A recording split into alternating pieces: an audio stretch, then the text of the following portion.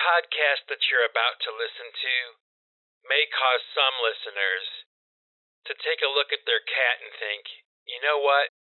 I'm going to eat that thing.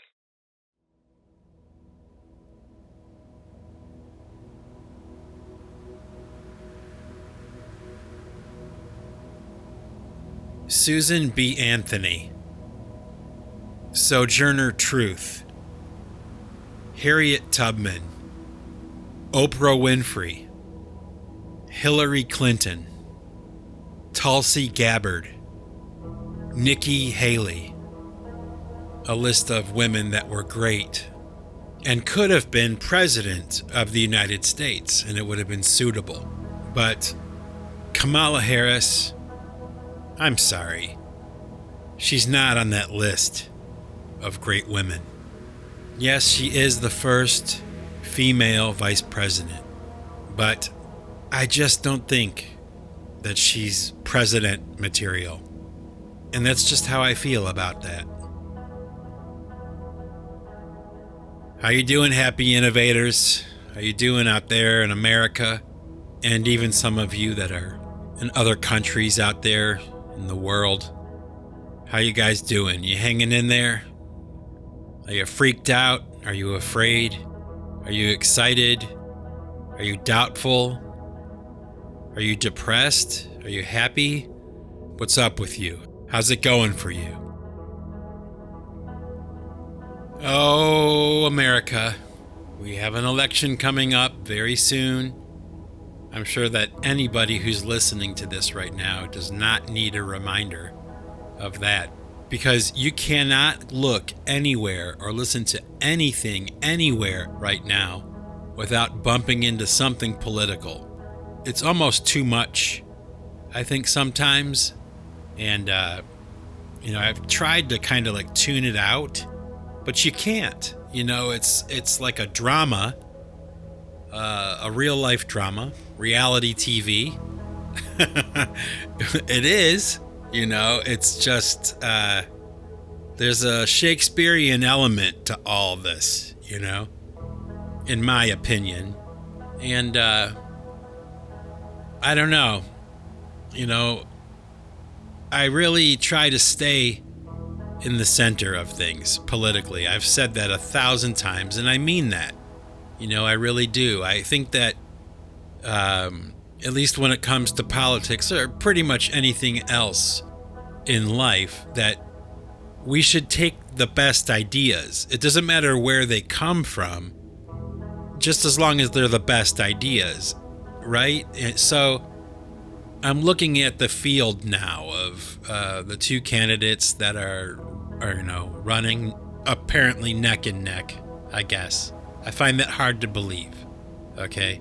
I just do. But, okay, so the polls say that things are pretty even. And that maybe right now at this time, maybe 2 weeks out from the election, the reports are that Kamala Harris is starting to slowly lose her foothold, and she's probably going to lose to Donald Trump. And of course, all that could change. Everybody knows that. Week to week, day to day, it's just, you don't really know what to expect. It seems like every other day there's a new thing that's happening, and I hate to admit it, it's entertaining. It is. Okay, I'm watching, I'm paying attention, but at the same time, it's just, I don't know. Yes, I believe my vote counts, and yes, it matters a great deal what happens after this election. And, I have my guesses, and I'm going to probably talk about a couple of those in this podcast today. But I don't know. There are things about Donald Trump that I like. And there are things about Donald Trump that I don't like. And there are things about Kamala Harris that I could deal with, I can handle, but there's a lot of things about Kamala Harris, Kamala, I'm not sure exactly what the preferred pronunciation of her name is. I get it mixed up. So forgive me for that. It's no sign of disrespect, because I do respect Kamala Harris because she is our vice president, and I respect the office. Even if I disagree with the person or their politics or whatever, it's part of being a moderate, an independent, or a libertarian. You have to accept and try to see the best in every person. And I don't know, Kamala Harris wasn't really anybody that I would ever be interested in voting for. I wouldn't. And that only compounded when she asked Tim Walz to be her vice presidential pick. Okay? I think that Tim Walz is awful. I think that he's the last person in America who should get his hands on any more power from the executive branch. I mean, this guy is not a good character, I don't think. Why do I say that? I'll tell you why I say that, okay? Because I'm not a communist, okay? And I don't want America to be a communist nation. I'm sorry, I don't. And as you all know, if you've been listening to my podcasts at all for any length of time, you know that I've been talking about this possibility that America, the nation of America, has already been captured. Like when I hear people talk along those lines, or when I hear people talk about the potential for America to be in trouble or at war with another nation or whatever, it's like all talk about how this might happen in the future. But I personally, just my personal opinion, I believe that it's already happened.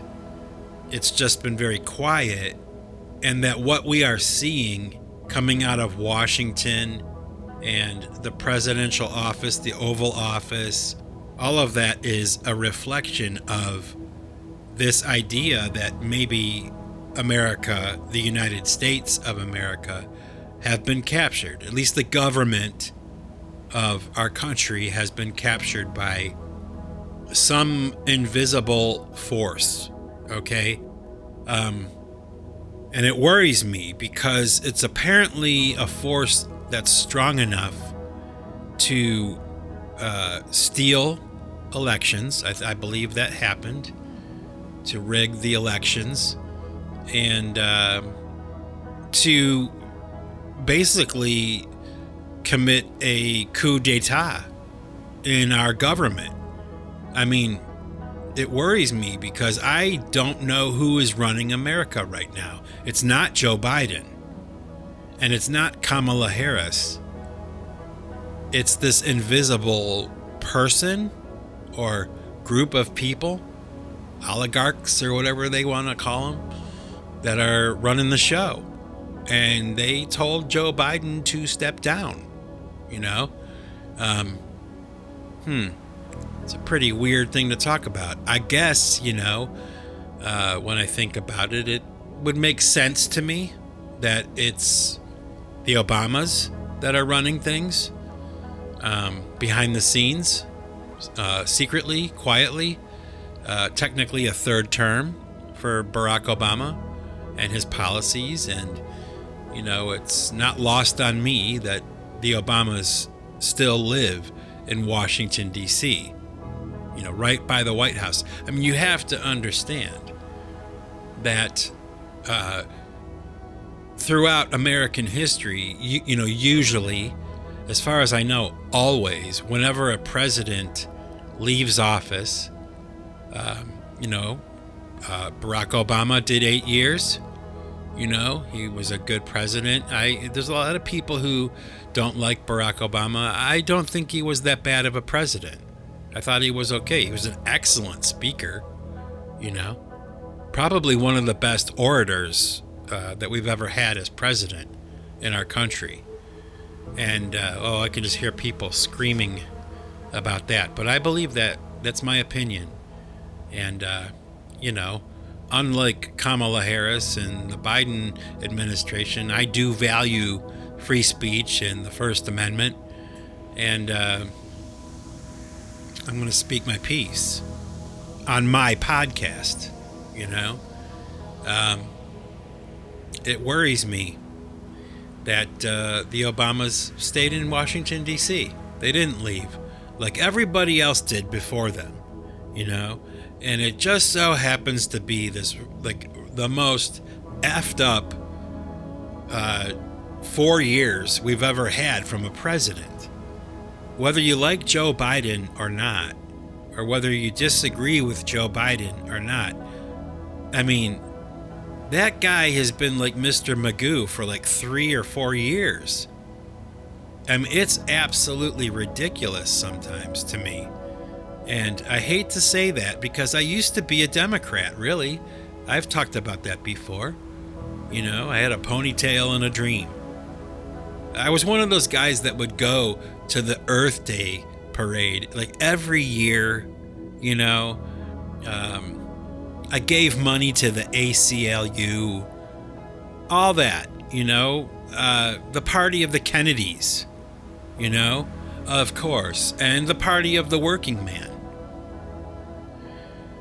And unfortunately, as I've talked about before, somehow over the past 10 years, maybe 15 or 20 years, that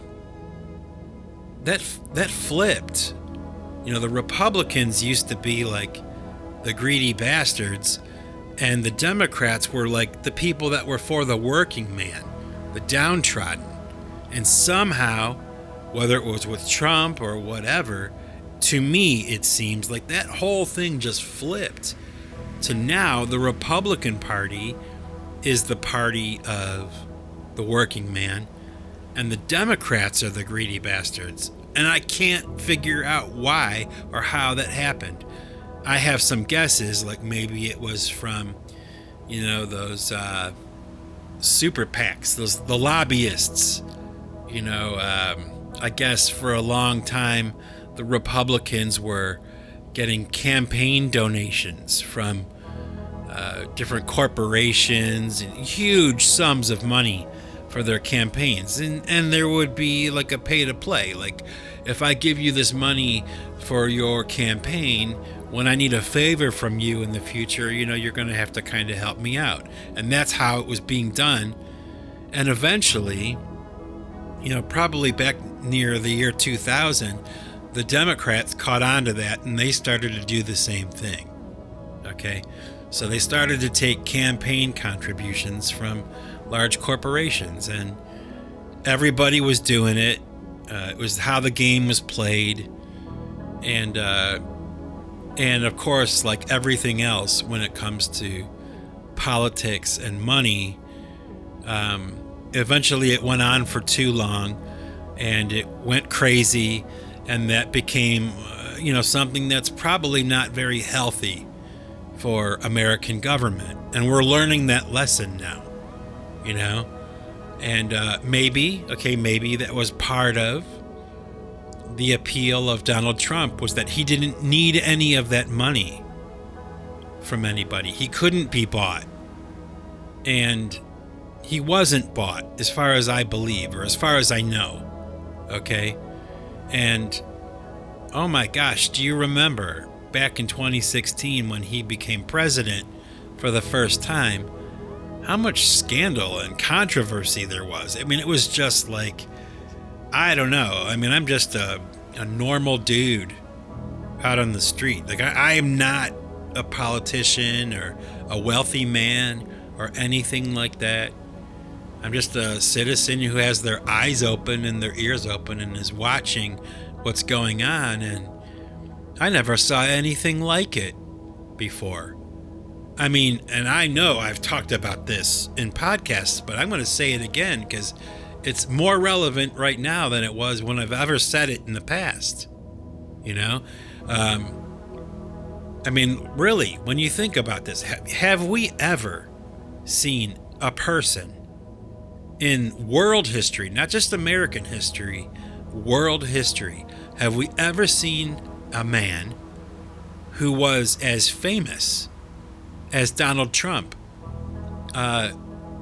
It's unbelievable, really, when you consider what this man has managed to do in his life. Now, he may be not on the up and up. I don't know. But what I do know is that when I look at his life, compared to my life, okay? Like, think about this. From a young age, and whether his father helped him or not, it doesn't really matter. His life has been so extraordinary compared to everyone else. And that's both like a reason to be excited about him, but it's also, at least from where I'm sitting, it's a reason to be a little bit skeptical of this guy. Like, he has a lot of power. And he has for a long time, and everything he's touched has turned to gold. He does things better than most other people do. When it came to business and real estate, you can say what you want about Donald Trump, and that's fine. I'll hear you. But come on, let's look at it for what it is. What actually happened? He was like a billionaire when he was in his 20s and like famous and in movies, and then he went on to television, and he was a star on reality TV for like 10 years. Think about that. Just that alone would be a reason to be in awe of this guy. Like, what the hell? How much can one person do? Well, after his stint as a superstar on television, he became president of the United States.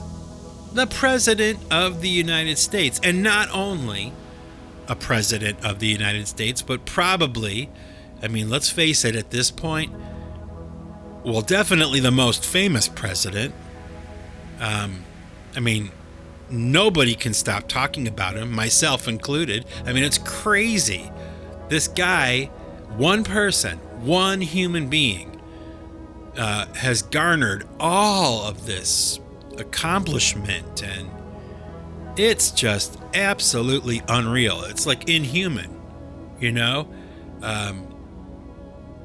I don't know. I could be out of touch, I guess. I could be wrong, because there are people like Joe Rogan who did the same thing. He did a lot of things, stand-up comedy. He was on sitcoms and television. And then he starts doing this podcast, right? And then it just becomes the biggest podcast in the world. Okay? How much can a person cram into their life? Wow. Think about that. And both him and Trump are alive right now. At the same time, like we're watching these people.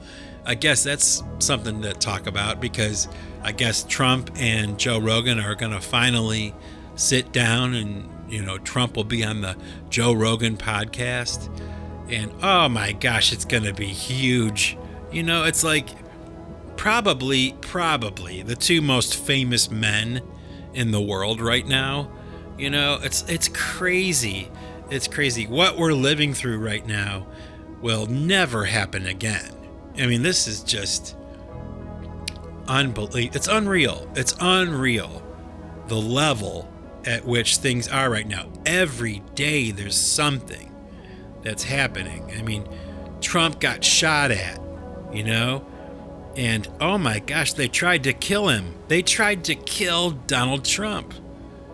He is such a pariah, and so famous and so impactful and powerful, and what people either love him or hate him. There's not a whole lot in between. And I don't know what happened. I think sometimes that back in 2016, when Hillary Clinton was running against Donald Trump, and I thought Hillary would have been a good president. I mean, she definitely paid her dues. And as far as I'm concerned, you can disagree with me if you want. That's okay. If there was ever a woman in American history that should have been president first, in my opinion, it was her. But I don't feel that way about her anymore. Especially when I hear some of the things that she's saying now about how, maybe people who vote for Trump need to be deprogrammed or, get punished for liking Donald Trump. Like, are you kidding? She's saying stuff like that. I can't believe it. I can't believe it's that outrageous. And we've gotten to this place in America where there's so much hatred. I don't understand it because, while, I care about politics. Okay, I do. And I care about people. I want everybody to kind of be all right and do okay. I don't care that much where I would hate somebody or want to hurt somebody or wish harm on somebody because I disagree with them. That's like a bullshit. That's like little kid bullshit, like high school, that's how I feel. So I reject that, people should be allowed to have discourse, open discourse, especially about political issues, and we should be able to do it without, killing each other. That's ridiculously stupid. And I'm sure that if you're listening to this podcast, you agree with me, because you wouldn't be listening if you didn't agree with that kind of thing. We're not here for ourselves. We're here for each other, and we're supposed to be, not assholes to each other, and I got to be honest with you. From the far left or from the left through this election cycle, I have gotten nothing but really shitty treatment from people on the left. If you mention anything against anything that they are doing or purporting or pushing, it's like they're a cult. You get retribution. And it's freaking crazy. It's like, I can't even understand. It's like they're brainwashed. Something is really weird about that. I don't know if it's something in the phones.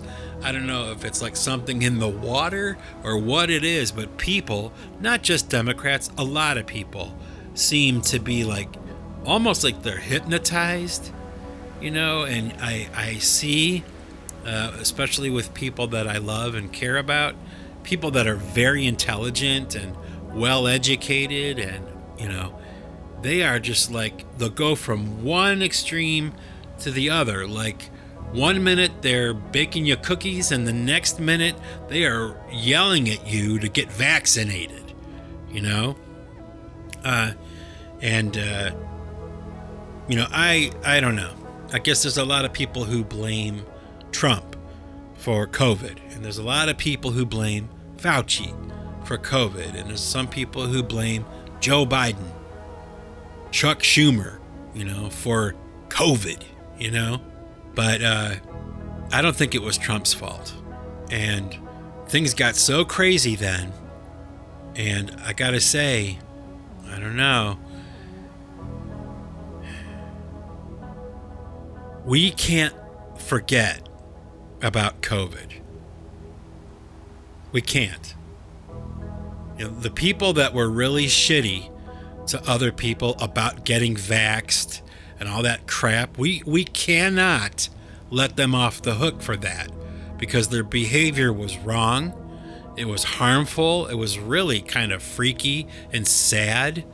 And it was so destructive, that attitude with the people and the COVID and the vaccinations and stuff. It was I don't know. It was like a run-through, like a communist run-through, that they were trying it out to see how it went.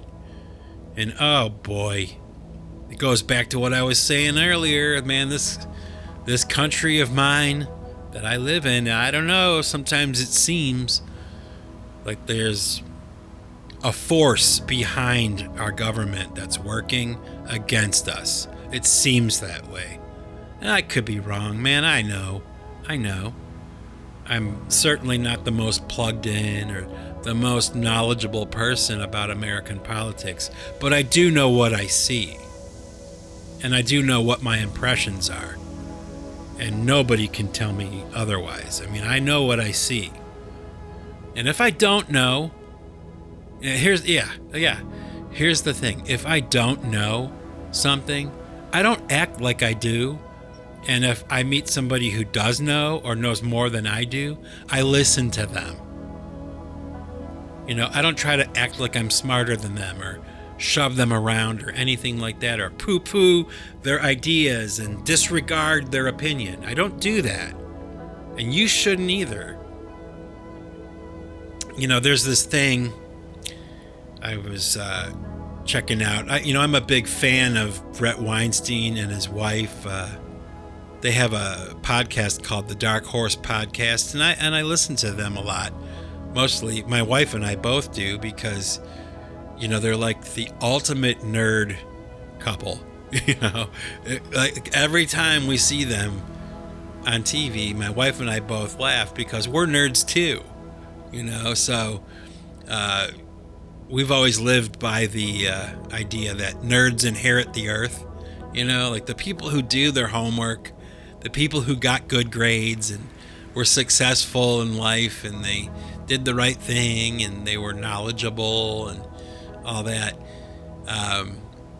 you know, they usually do well. You know, that's one of the things I guess you could tell, like the high school kids now, the ones that are getting picked on, you know, and they're really bummed out and depressed. You know, you could tell them, like, well, one, don't worry about it too much, because you're going to get out of high school and you're going to go out into the world, and things are going to change, and you're going to see high school is not the end of the world. But all that homework you're doing and all that knowledge that you have and your level of intelligence and responsibility, you know, getting things done, getting good grades, graduating, going to a good school, those people, the people that do that, I'm here to tell you, they succeed in life. They're the ones. Those nerds, when I was like in high school, they're running the companies that I'm buying from right now. Do you know what I'm saying? They're the CEO of the company that I'm buying my car from, or buying my clothes from, or food, or whatever it is. It's the nerds. They win in the end. So if you're a nerd and you're listening to this, be encouraged. If you do your work, you do what you're supposed to do, your life will be pretty damn good. And Brett Weinstein and his wife, Heather Hying, have a podcast, and they talk about things that are scientific and political, and I like their discourse. My wife does too, so we watch together and we laugh because, you know, there are in some ways some similarities between them and my wife and myself. We have similar kinds of exchanges, you know, and that sounds funny saying it, but it's true. And my wife and I both just laugh. We'll look at each other when they say or do something. We both just start laughing because sometimes, not all the time, and not even usually, but sometimes it's like watching ourselves, you know? But Brett Weinstein recently put together this thing he was calling the Unity Movement. And they had a meeting on the mall in Washington, D.C., and my wife and I were going to go. We were looking at airfare. We were going to head out that way. And then maybe 2 days before we were supposed to leave, I got really, really sick, like the flu. And I felt awful. I couldn't do podcasts. I couldn't, do music. I couldn't sing or anything. And when I do the description for the album that I'm about to release, I'll talk about it because it really kind of made me hit the brakes. I was really kind of rolling along with this new music I'm working on, and I was excited, and I was like, all I got to do is re-sing a few things, and I couldn't do it. And I also couldn't go to the Unity gathering in Washington, D.C., and I was so disappointed. And I guess when it's all said and done, it wasn't that big of a deal. And hopefully in the future they'll have one again, and I'm going to try to go, because the message behind this Unity movement was something that I could really get behind. It was kind of like a gathering of people that are in the middle, that they're not extreme left or extreme right, and they don't hate Democrats and they don't hate Republicans. They can listen to differing opinions and extract the best ideas from both sides and have civil discussion and even hug each other when it's done. I would like to think that the majority of people in America, and really the majority of the people around the world, are kind of like that. They don't really want any trouble. They're trying to make ends meet.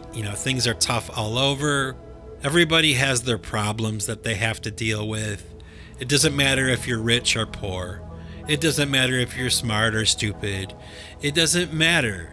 Everybody's life is difficult in its own way, and we should be extending courtesy to each other as much, as frequently as we can. And, the Unity movement is really kind of all about that. And, you can watch the gathering on the mall of the Unity movement on YouTube or whatever, but I'm sure for some of the people that are listening to this podcast right now, you guys have heard about it, and maybe you were interested in everything, and like I was, this idea of uniting America, trying to actively make amends with people on the other side of the aisle and to embrace each other as American citizens, regardless of what we believe, and what we don't believe. It's like, it doesn't matter, like, when you think about it, really. Like, my opinion of something and your opinion of something are just our opinions. It's not the end of the world, and you should be allowed to have your opinion, and somehow, some way, some stupid, like, high school bullshit level, stupidity worked its way into our social existence, and people had to censor their speech and watch what they say, and you couldn't say this and you can't say that. And it's like, you know what? That is bullshit. I'm sorry.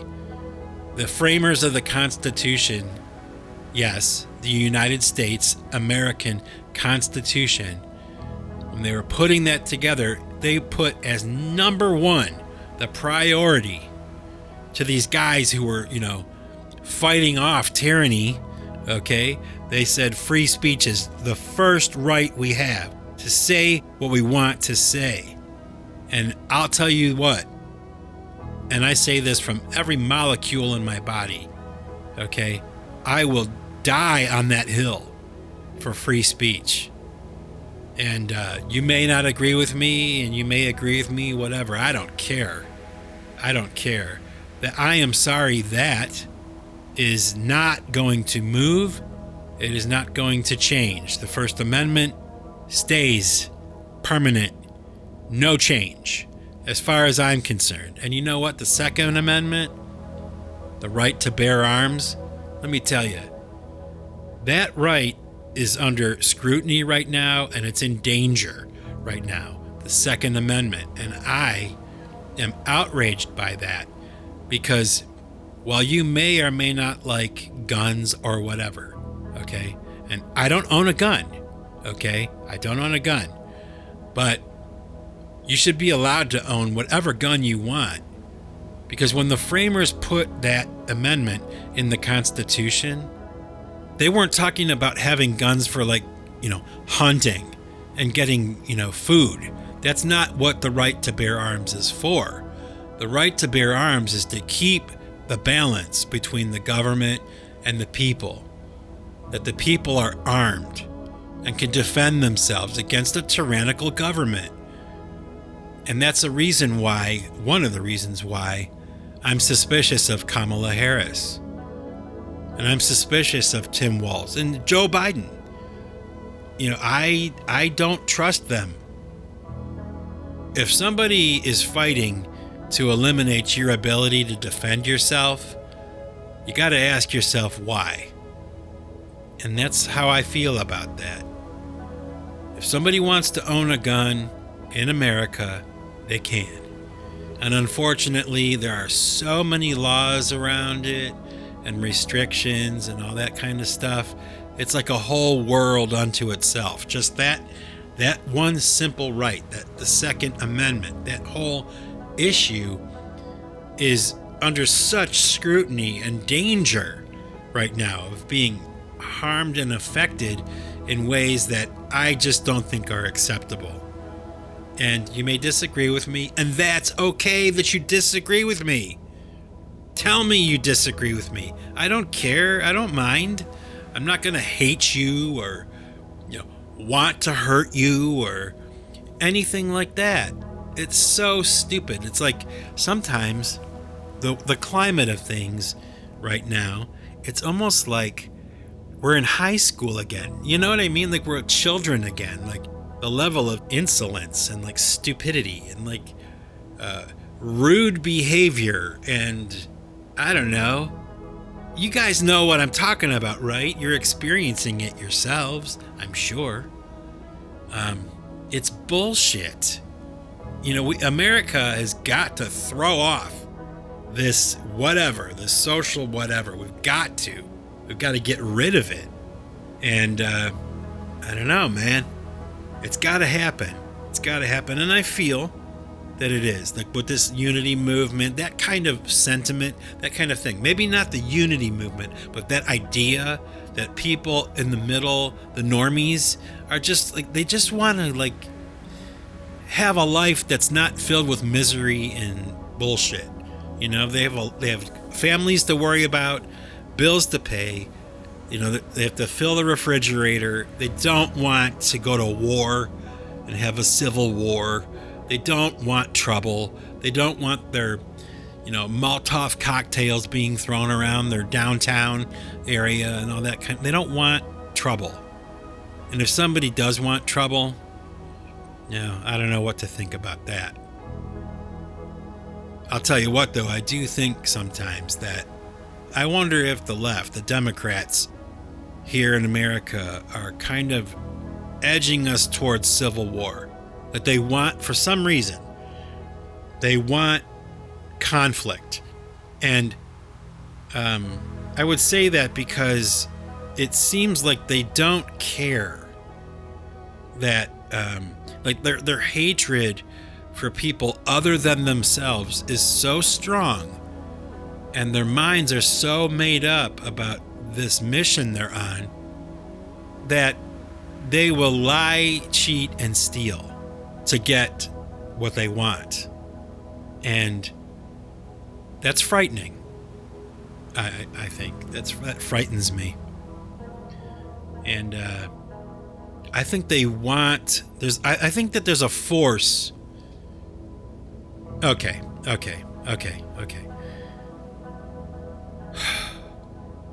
I think that the Democrats have this attitude that is so preposterous and so outrageous to me, having been an American citizen for 50 years, that not only am I convinced that maybe our government has been taken over by a foreign adversary or something, but right behind that wall of democracy, the people that are Democrats that are standing there, right behind them is another nation or some other force, and they have a military, and they want conflict so that that force behind them can present themselves. And they probably, I don't know if you can use my imagination here, maybe, okay, it will be the Chinese soldier against the American hillbilly. Like, that's the war that they want. And if I can use my imagination here, I can see like maybe the Chinese or the Russian soldier with Antifa working in tandem against the population of America to take it over or whatever. Like, I can kind of see that might be what they want. You know, everything we've had up until now has been like a taste.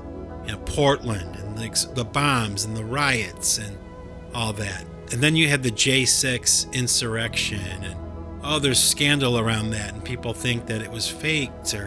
And then there's an assassination attempt on Donald Trump. And then a ship crashes into a bridge in Annapolis and a train explodes in Ohio and there's fires everywhere, explosions, and it's a little bit here, a little bit there, you know, these little pockets of trouble. And then you have like Huckabee in Arkansas talking about, you know, not letting the Chinese buy property there anymore. And like, there's all this stuff going on. It's like every day there's something else, another assassination attempt. I can't believe it. And then like Joe Biden is not going to be the nominee and not going to run for president again because somebody told him he can't. That's strange. And it's almost like we're being led, or somebody's trying to lead this nation into civil war, that they want that outcome. But the majority of people, at least as far as I can tell, don't want any kind of trouble like that. They just want to raise their kids. They just want to live their life and just have, you know, a couple comforts here and there, maybe a vacation or buy a house or just, you know, try to make it, strive. You know, we're strivers.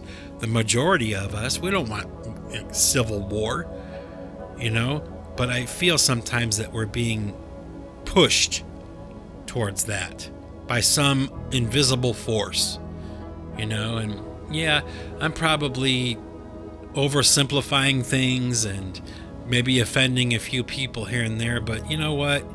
If I'm offending you, I'm sorry that I have. You know, I'm not trying to offend anybody. I'm just trying to put ideas out there, I guess. Just express myself, express my worries, you know? When I hear Kamala Harris talking about being unburdened by what has been or whatever, you know, that's communist jargon. That's right out of the Communist Manifesto. And she's saying it out loud over and over and over again. I get it. I get it. I know what you want. And I don't want that. Not in this country. If you want to be a communist, great. Have a nice life. Keep it out of mine, you know? And, you know, I could talk about this all day and all day and all day, all day, all day. Just keep going, right? Because, you know, you're seeing the same things I am. At least I think you are. Unless my feed on YouTube is so, you know, tailored to me specifically that I'm like way out. You know, I have no idea what's really going on. And that could be the case. I have to concede to that. We live in that kind of world. But I don't know. I kind of talk to people and I kind of interview people actually when I'm out and about. And I want to know what people think and how they really feel. And a lot of people, surprisingly enough to me, think that Trump is really evil and that Kamala is the way to go. Of course, I live in probably one of the most democratic states in the United States. But having said all that, this is what I'm going to do. I'm going to sign off now on this podcast. And I'm sorry that it was only political, but we're only a couple weeks out from the election. And it would be intellectually dishonest for me to like talk about, you know, art or something. You know, it's too serious of a time. I have to address it, I feel. But I'm going to leave you with this. 2 things. Okay, the prediction I have for the upcoming election Last time I predicted it right. I said that I thought that Trump would do really well, but there would be no way to verify votes. That would be a problem, and certainly that was the case. To this day, there's still people that are debating whether Trump really lost or not. Okay? And it's not going to be much different this time around, I don't think. The only thing is that there's so much trouble around Donald Trump. I mean, 3 assassination attempts or 2 assassination attempts, and I don't know what. There's like a bunch of assassins that are after him, teams of assassins that are after him. I mean, they really don't want this guy to be president for some reason. Like, they really, really, really do not want him to be president. So I'm afraid for the election.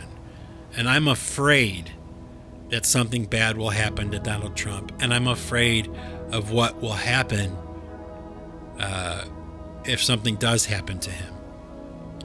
I'm also afraid of what happens if he wins. Because, I don't know, there's like a whole host of problems that could come along with that. For him, for me, and for you, and for everybody else. I mean, it's really like something we've never seen before. But I do think that with this coming election, the Democrats are going to try to steal it again. I don't think that they care if it's obvious that it's stolen. I don't think they care. All they care about is their ends. Like, the means justify the ends. That's all they care about. They want what they want, and they're going to try to take it by force, I think. I'm afraid of that. I'm intimidated by that. And I'll say this on Donald Trump's behalf, and it's not, eat the cat, although that is probably one of the funniest things I have ever seen in my life. During the debate, when he was talking about in Ohio, they're eating the cats, they're eating the dogs, And Kamala Harris gives him this look like, what the hell are you talking about? It was so funny, but I knew as soon as Donald Trump said that, I knew what he was doing. And if you don't get what he was doing, man, you don't understand the nature of this guy. He is an expert at memes, okay? He is probably the king of the meme. And as soon as he mentions something like that, and you notice that he says it like in cadence, eat the dogs, eat the cats, okay? I'm a musician. I make songs all the time. I know exactly what that is. You can put that over a drum beat very easily and make music with it. And of course, it's so outrageous and so funny, and people are making videos and they're hilarious, and it's just, the whole damn thing is so funny. And he knew that as soon as he knew what he was doing, and it worked. I mean, it was all that everybody talked about, for like 2 weeks. It was so funny, like, eat the dogs and eat the cat. It's crazy stuff, right? But it's hilarious too. And if you can't laugh at that, then you're just not having enough fun in politics. That's hilarious. But in all seriousness, I'm going to tell you something about Donald Trump that a lot of people probably don't really know.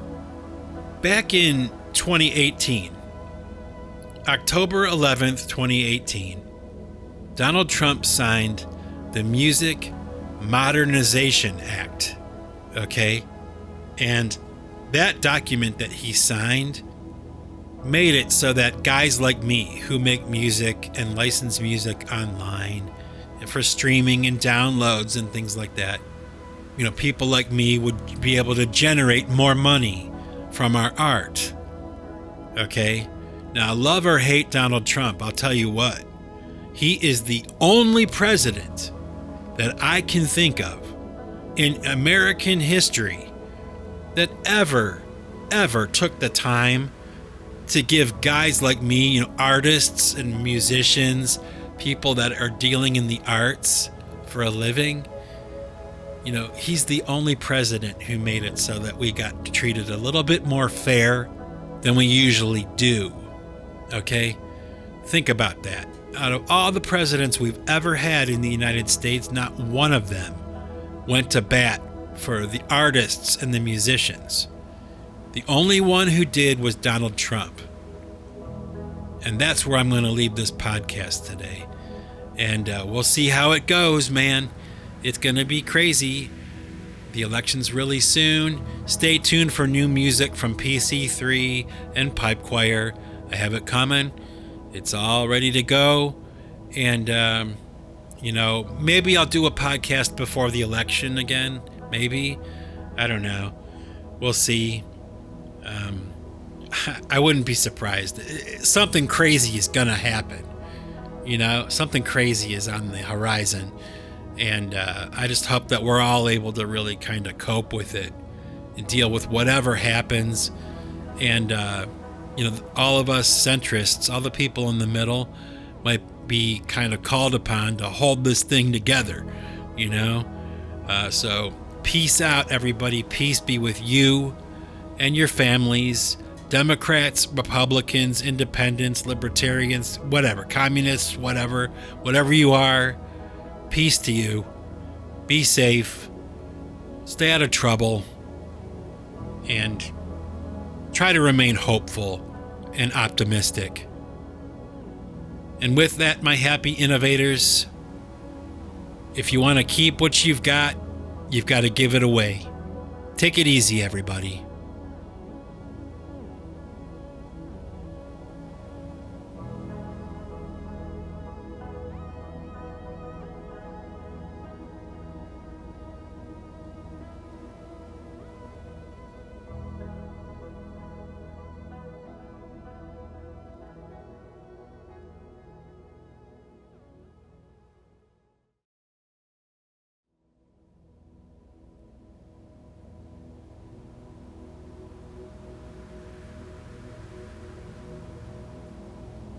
Okay, happy innovators.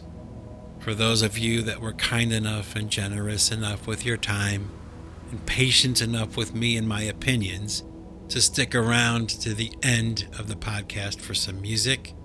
Today, what I'm going to share with you is a song from the new PC3 album that's going to be coming out very soon. This is a track that's not been released yet. It's not been heard by anybody yet. And it's a song called Avon Novena, AVONOVENA, Avon Novena. It's from the forthcoming PC3 album. It's a short little album called The Door of No Return, and it's going to be out really soon, and this is kind of like a sneak peek of one of the tracks. So hopefully you'll enjoy it, and hopefully you'll enjoy the album when it comes out within the next couple weeks. So here we go without further ado. PC3, Avon Novena from the soon-to-be released Door of No Return album. Check it out. Take care, everybody.